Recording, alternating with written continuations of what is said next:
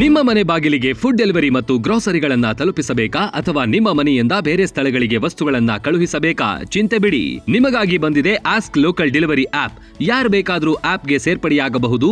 ಅಂಗಡಿಗಳ ಮಾಲೀಕರು ಆಪ್ಗೆ ಸೇರ್ಪಡೆಯಾಗಿ ನಿಮ್ಮ ಕೆಲಸದ ಒತ್ತಡ ಕಮ್ಮಿ ಮಾಡಿ ನಿಮ್ಮ ಸಾಮಗ್ರಿಗಳನ್ನು ನಾವು ತಲುಪಿಸುತ್ತೇವೆ. ಆಸ್ಕ್ ಲೋಕಲ್ ಡೆಲಿವರಿ ಆಪ್ ಅನ್ನ ಸದುಪಯೋಗಪಡಿಸಿಕೊಳ್ಳಿ.